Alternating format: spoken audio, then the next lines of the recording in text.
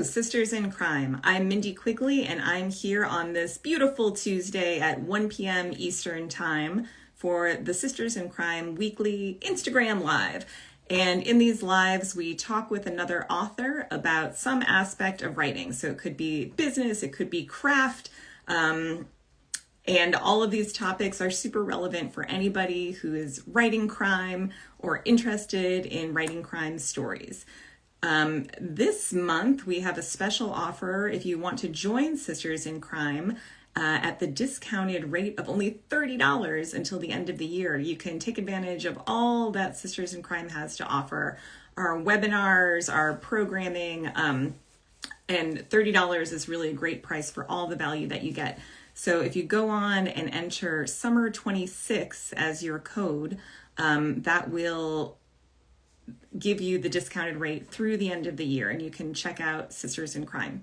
Another thing to remind you of is that the Sisters in Crime Pride Awards are open from now until the end of July for submissions, and these awards are to recognize emerging LGBTQ crime writing. So if that is of interest to you, pop on over to the Sisters in Crime website and check us out there. We are going to be joined today by Leslie Karst, and let's see if we can get Leslie Karst on. I'm getting an error that says Leslie is unable to join, so dang. All right, well, we may have to come completely out of this way. Let's see if this works now. All right. Okay, fingers crossed that we can get Leslie on talking about immersive settings. Yay! Okay, yeah, that was a little bit glitchy, but here we are. We did a little rain dance behind the scenes. You guys didn't see us, but that's what made all the difference. So Leslie, welcome. Thank you for being here today. Wow. Okay. All right, cool. So for those who have not had the pleasure of getting to know Leslie Karst, she is an Agatha, Lefty, and McCavity Award nominated author of 2 cozy mystery series. There's the Sally Solari mysteries and the Orchid Isle mysteries. She has waited tables. She has sung in a new wave rock band. And somehow through all this, she found time to attend Stanford Law School and practice as a lawyer for many years before retiring and doing cocktail hour in a very serious way from her 2 houses in Hilo, Hawaii and Santa Cruz, California. So Leslie, thank you so much for being with us today to talk about creating immersive settings. Thanks so much. Here, Sisters in Crime, you're all my heroes. You are the most amazing organization. We are the most amazing organization because we're all part of it. So thank you so much for inviting me. Yes, so put in a little plug since you're in a Sisters in Crime cheerleading mood. What have you gotten out of Sisters in Crime membership? Oh, I don't think I'd be a published writer if it weren't for them. I joined when I was still working on my first manuscript and joined the Guppies, and when I was feeling down and not having rejections, people would encourage me, and I met all sorts of people. I did a manuscript swap through them early on, which was really helpful. It's just such the most amazing organization. Everybody's so generous with their time and energy. Even people way up there on the high best-selling authors to the very, very newbies. Everybody is so sweet to each other. It's just marvelous. Yes, I wholeheartedly agree. And I honestly credit Sisters in Crime with preserving what little scraps of sanity still remain to me, because there have been many times where I've thought, I cannot do this. I don't know how this manuscript is going to come together. This is the one that's going to break me. And my Sisters in Crime have always been there to pick me up off the floor and encourage me and tell me stories about how they got through, because we've all had that dark night of the soul. And having this community has really been a lifesaver for me. So I'm glad to hear that it is the same for you. So just a reminder to anyone joining us on the live, if you want to join Sisters in Crime, now is a great time to do that. With the code SUMMER26, you'll get half off your membership through the end of the year. So for only $30, the low price of $30, it's suddenly become a QVC infomercial.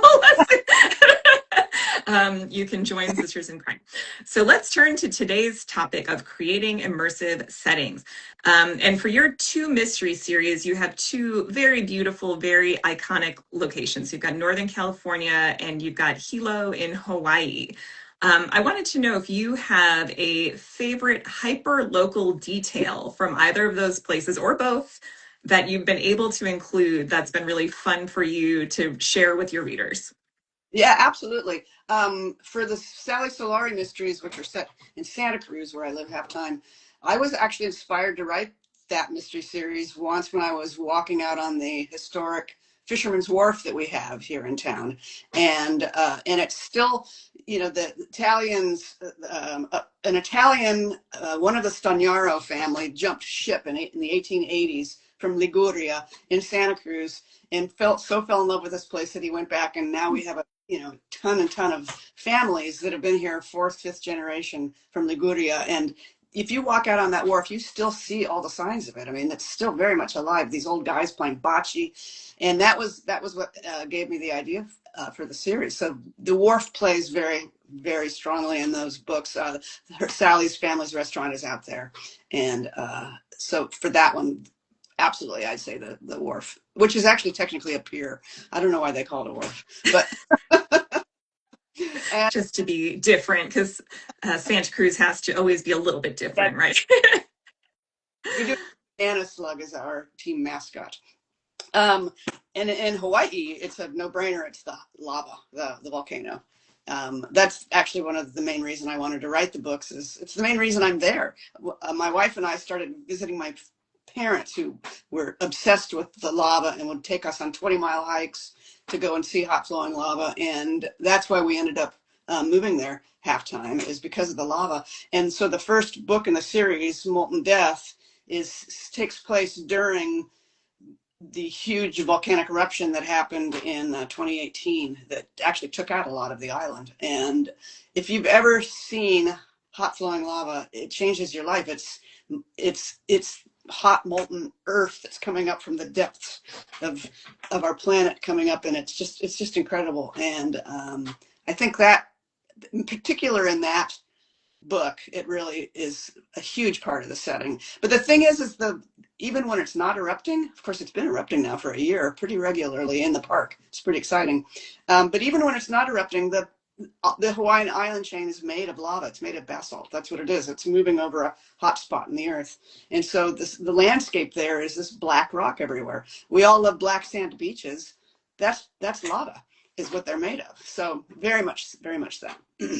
And that segues nicely into a question I wanted to ask you. So in that first Orchid Isle mystery, the lava plays a crucial role in the mystery. Like the mystery would not happen the way that it does if it weren't for the lava. And as readers, we know immediately this book is not set in Iowa. This is a Hawaiian book.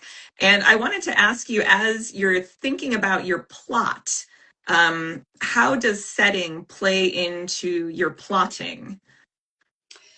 Well, on that one, very much so, because in the very first chapter, and it's not giving anything away, I think it's 10 pages in, Valerie, my protagonist, who's just visiting the island for the very first time, is the sole witness to a body being covered over by hot lava. And I got the idea for it when I was out watching the lava out in that area, and I thought this would be a great place to hide a body. And I bet you there are bodies out there. I mean, I'd be surprised if there weren't. Given since it's been, the 800 years that human beings have been on the island. And so very much so that gave me the idea for that setting. I thought that was brilliant, I have to say, because it had never occurred to me, because I've never been to Hawaii, and probably if I had, with my murdery brain, as murder mystery writers, a lot of times we'll be sitting down and like, ooh, I never thought of killing someone that way. But that had never occurred to me. And I thought, gosh, what a great way to really irrevocably hide a body. That is brilliant.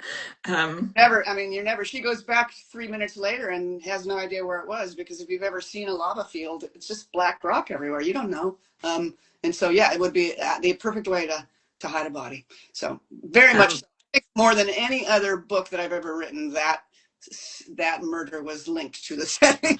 Yes.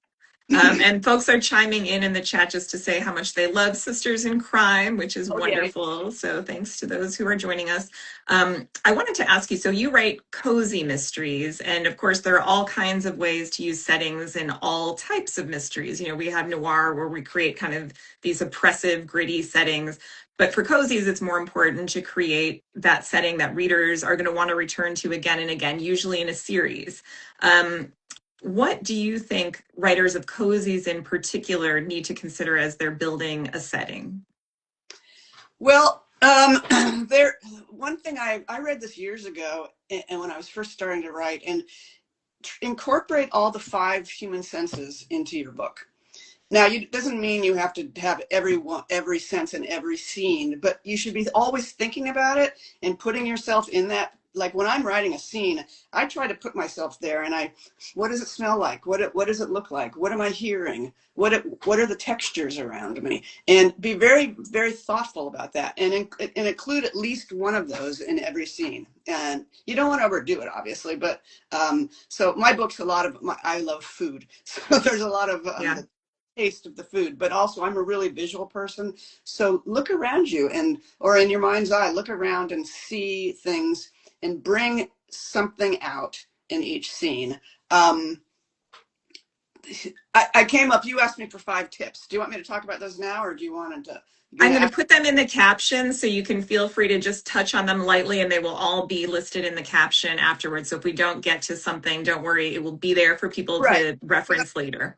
Now, because those are all things I think that bring a setting alive are the 5 senses, really thinking and being conscious of those and putting with that, you know, you mentioned you don't want to overdo it, and I'm sorry to derail you. I wanted to ask you this because I think it's important, especially as newer writers are getting started. Something that I see when I look at manuscripts from writers who are earlier in their journey is a lot of times it'll be like every character who walks on the page, we know their hair color, we know their eye color, we know what they're wearing, and you don't always need that. And it's, you know, it's a balance, and it's also about what is the scene. You know, is a scene where you're trying to build tension? Is the scene where you're trying to create a cozy atmosphere? And then maybe you pick those details of how the person looks or what the setting is that you're bringing out, you know, enhancing, kind of like when you're cooking, you're enhancing the flavor that you're going for. Judicious. It's a little bit like research. You should do a lot of research about your story, but you don't want to dump a bunch in. You'd want to touch just, you know, you can do 10 hours of research, but you might only put 1 or 2 facts in. But those facts are going to be key. So like if you're describing a scene and maybe there's just maybe the protagonist's eye is caught by a bright orange hibiscus. That's it. That's all you could just talk about that and describe that and then move on, because that's enough to put the reader there. I hate it when I read a book and it's description of the overcoat they're wearing and the haircut, and it's like, it's like, or every single flower that's in the garden. Be judicious, but think about what it's going to be and have it be something that is key, that really is pops, that makes the scene seem realistic and is specific to that place, time, whatever. Yeah. Yes, exactly. And I think the writers who do this best in terms of creating setting are writers who are able to digest sensory information and setting information through the unique point of view of their characters. You know, that a different type of person is going to notice a different thing. And depending on what mood they're in, maybe they're going to notice something different. So I love that about your tips too. Absolutely. Mm-hmm. Yeah. Can you talk a little bit about the fish out of water trope? And this is something that's pretty important to setting in a lot of books, and especially in your Orchid Isle books, where Valerie Corbin comes to Hilo from a different place. So how does that work for you as a writer, and how can that work in general for and against writers to use that fish out of water trope? Can you maybe explain what it is in case anyone doesn't know? Basically means somebody coming to a place that's new to them, and so they're not familiar with the customs and the traditions and the locale, and everything is new. So one great thing about having a fish out of water is everything's new, everything's exciting. You know, I love, one of the reasons I love to travel is because it makes you see in a new way because things are different. And so you really take them in. The reason I made Valerie a fish out of water, she has come from Los Angeles to Hilo, is that I've been living there now for almost 20 years, half time. And I feel like I know the place pretty well, but I'm not Hawaiian culturally. And I'm not a local. I didn't grow up there. And it's very different. I'm a Malahini. I'm still a newcomer. I'm a Haole who's living there. And it wasn't my place to tell a story of somebody who grew up there. I couldn't do it. I shouldn't do it.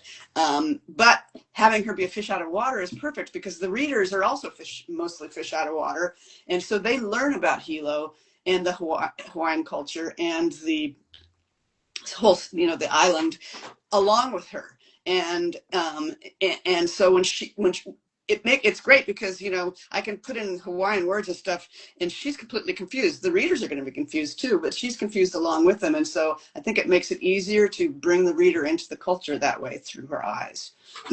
Absolutely. And I see Raquel chiming in the comments. If folks who are watching were not already convinced by our salesmanship for Sisters in Crime, she's saying that there's an upcoming trope webinar. So tropes are something that are very important, especially in marketing your book or pitching your book to agents. And we're going to do a webinar all about tropes for Sisters in Crime, and that's exactly the kind of programming that we do. So yes, thank you for joining us, Raquel, and chiming in with that, because that's another really value added thing. If it wasn't enough that we've talked about how we make lifelong friendships and literally save our sanity through Sisters in Crime, you also get value of educational programming that it can improve your craft as a writer. The reason they're tropes. I mean, cliches, tropes, all those things. A lot of us writers, I think, are afraid, like, oh no, that's a trope, that's a cliche. Yeah. There's a reason they're cliches, and there is a reason that they are tropes, because they have kernels of truth in them, and sometimes more than a kernel. Sometimes they're completely true. It's how you make it your own trope, and what you do with it. Yes, and these are the kind of things like that fish out of water trope that make your writing accessible to your reader. So that's definitely a common, a lingua franca that we can all use as writers and as readers. Do you have any final thoughts for us, final words of wisdom on setting, Leslie Karst? Well, to me, the settings in both of my series are absolutely characters of the book. They are as important to me, and I hope to the reader, as are the characters and the plot and the mystery. They're love letters to the two places. I love Santa Cruz. I've been in Santa Cruz for over 50 years, and I've been now in Hawaii for almost 20 years. And I wanted to bring to the readers a sense of the place and the reasons that I love it so much, and let them do some armchair traveling. And I think if you're writing someplace where the place, and as you said, in cozies, the place is I think to me, in most books, the setting should be important, but particularly in cozies, or I call mine snarky cozies, because they're sort of a little edgy, slightly edgier than some cozies. But yeah, the setting is so important because, as you said, people are going to come back again and again, and hopefully come and visit the places. Maybe I'll inspire you to come to the Big Island. Well, that is a great note to end on, because I think that definitely comes across in your work, that these are love letters to Northern California and to Hawaii, and the settings in your books just sparkle. So I hope that those who are watching will check those books out. And thank you very much, Leslie, for joining us today. And thank you to everybody watching. We're really grateful. Thanks so much. Aloha, everybody. Okay, bye. Bye-bye.